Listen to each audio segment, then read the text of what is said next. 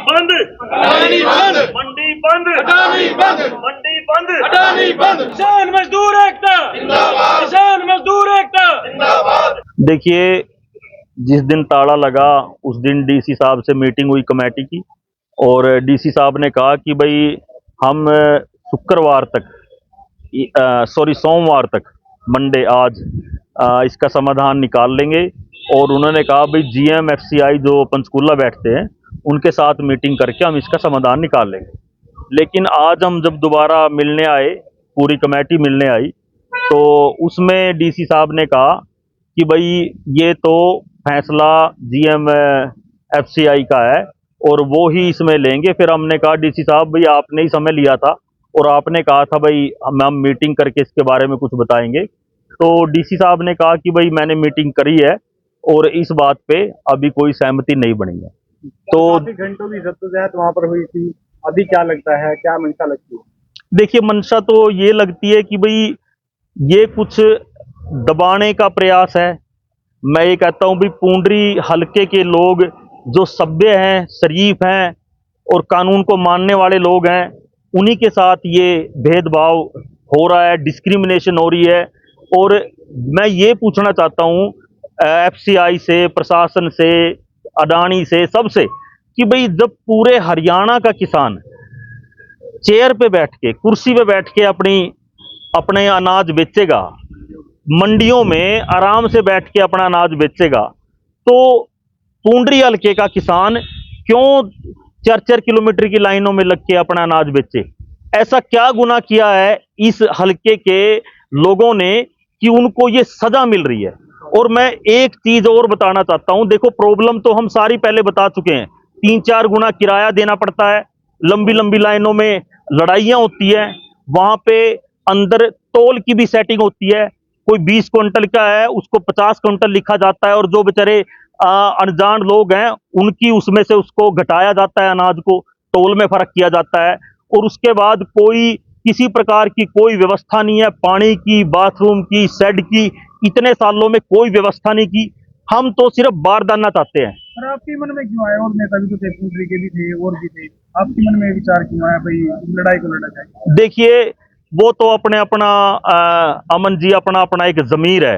अगर मेरे को अपने भाइयों को लाइनों में लगे हुए देख के, उनके वजन को, अनाज को चुराते हुए देख के, उनको आपस में लड़ते हुए देख के, उनकी ये बदहाली, उनकी ये इंसल्ट, उनके आत्मसम्मान को ठेस पहुंचते हुए देख के, और उनके साथ पूरे हरियाणा में सोतेले और डिस्क्रिमिनेटेड व्यवहार को देख के, अगर अपने भाइयों के साथ ऐसे सिस्टम को देख के भी मेरे दिल में अगर कोई दर्द नहीं है और उसके प्रति कोई विरोध पैदा नहीं होता, फिर किस बात की नेतागिरी है और किस बात का मतलब ये सारा का सारा सिस्टम है? अगर हम अपने भाइयों को, और अब के भाइयों को नहीं, जो आने वाले हमारी नस्लें हैं, जो आने वाले हमारे बेटे हैं, पोते हैं, वो भी लाइनों में लग के मतलब यहाँ पे अनाज बेचेंगे, तो ये बहुत कुछ सोचने और समझने की चीज है।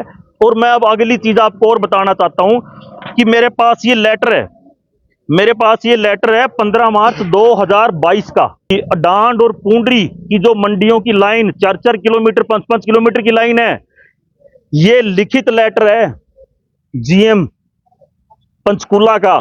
जिस भाई को कोई डाउट हो मेरे से एक कॉपी ले लेना। इसके अंदर जोन सी मंडियां अभी इसमें जुड़ेंगी, डांड पूंडरी के अलावा कोड़, पेवा, पाई, सोलू माजरा, गुमथोड़ा गडू, एक्स्ट्रा भी लिखा हुआ है। एक्स्ट्रा का मतलब है कि भाई पूरे एरिया की जो डिस्ट्रिक्ट है, एक्स्ट्रा में अभी क्योड़क मंडी भी आएगी, अभी कैथल मंडी भी आएगी, अभी कलायत मंडी भी आएगी। पूरे डिस्ट्रिक्ट का इस अडानी में अनाज आएगा।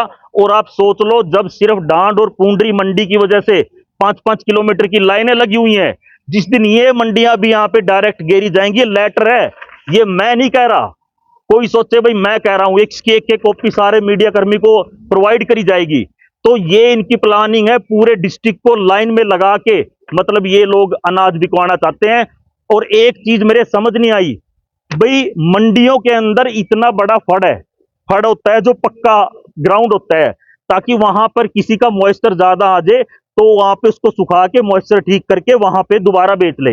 मंडियों में फड़ है, शेड है, ऊपर मजदूर है, वहां पे मार्केट कमेटी स्टाफ है, बारिश आ जाए तो तरपाल है, सब कुछ सारे सिस्टम को छोड़ के ये कह रहे हैं किसानों को भी सड़कों पे खड़े होकर बेचो भाई। मतलब दुनिया या सिस्टम तो ऐसे करता है भाई, सड़कों की बजाय आप अच्छे व्यवस्थित जगह पर आके बेचो। और जो एक प्रोवाइडेड सिस्टम है ऑलरेडी मंडियों का, जहां पे सब कुछ अवेलेबल है, ये कह रहे हैं उसको छोड़ के आप लाइनों में लग के सड़क पे बेचो। कहां का मतलब, ये कहां का न्याय है? मेरे तो इस समझ की बाहर की बात है।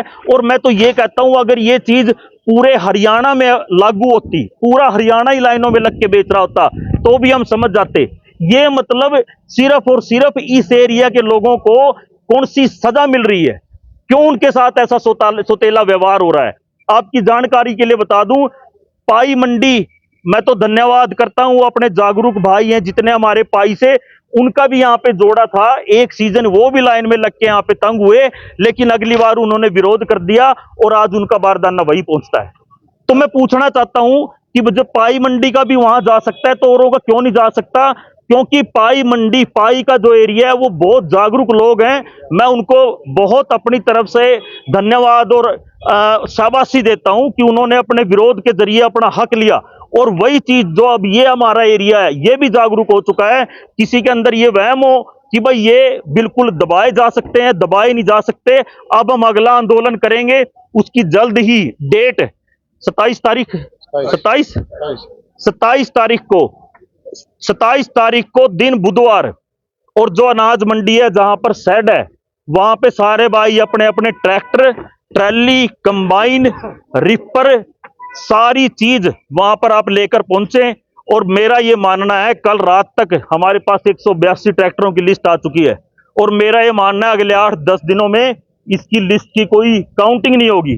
और हम वहां पर तब तक बैठेंगे जब तक हमको बैग्स नहीं मिल जाते, बोरियां। मतलब मांग क्या रहे हैं यार, कितनी शर्म की बात है कि हम मांग क्या रहे हैं, सिर्फ बोरी मांग रहे हैं, जिसके अंदर कई भाइयों को पता नहीं होगा। वो कहते हैं बारदाने की डिमांड है, उनको पता होगा भाई पता नहीं ये क्या मांग रहे हैं। बारदाना क्या होता है दोस्तों? बारदाना होता है सिर्फ बैग्स, जो ये बोरी होती हैं, कट्टे होते हैं जिनके अंदर अनाज भरा जाता है। हम सिर्फ उसकी डिमांड कर रहे हैं और हमें कुछ नहीं चाहिए, और ये लोग हमें वो देने के लिए भी तैयार नहीं है। तो इसका आंदोलन 27 को या 28 न करा, 27 तारीख को, 27 मार्च को, और सारे 10 बजे अनाज मंडी जो एक्सटेंशन है जहां पे शेड है, सारे अपने ट्रैक्टर, अपनी कंपाइन, अपना रिपर, और बहुत से भाइयों को ये होता है भाई हमें ओके की तलब है, अपने ओके आके ले आना भाई। ये तो आत्मसम्मान की लड़ाई है। मतलब मेरा ये कहने का मकसद है, या तो पूरे के पूरे स्टेट में ये चीज लागू हो कि भाई सारा का सारा हरियाणा लाइन में लग के बेचे। अगर सारा हरियाणा आराम से बैठ के मंडी में बेचता है तो हम लाइनों में लग के क्यों बेचे? और मैं यहाँ के जितने, क्योंकि यहाँ पे प्रॉब्लम क्या आ रही है, जो लोकल राजनीति है, जो लोकल है, वो बहुत से ऐसे सोचते हैं भाई ये नहीं होना चाहिए। मैं उनको ये कहना चाहता हूं, बहुत से भाई कहते हैं भाई ये ऐसे है। मैं तो सारे लीडरों को आह्वान करता हूं, वो किसी भी पार्टी के हों, किसी भी संगठन के हों, हम चाहते हैं भाई वो सारे के सारे इस आंदोलन का हिस्सा बने। ये कोई राजनीतिक नहीं, अपनी इज्जत की लड़ाई है। मैं सारे नेताओं से कहना चाहता हूं कि ये आपके भाइयों की, आपके ताऊ चाचों की, आपके आने वाली पीढ़ियों की लड़ाई है। मैं चाहता हूं भाई सारे के सारे हम, ताकि जनता को यह दिखा सकें, चाहे कोई राजनीतिक तौर पे कोई कहीं खड़ा है, लेकिन हम जब बात अपने भाइयों की आएगी, अपनी फसल और नस्ल की आएगी, तो सारे एक झंडे के नीचे इकट्ठा होने का जमीर रखते हैं।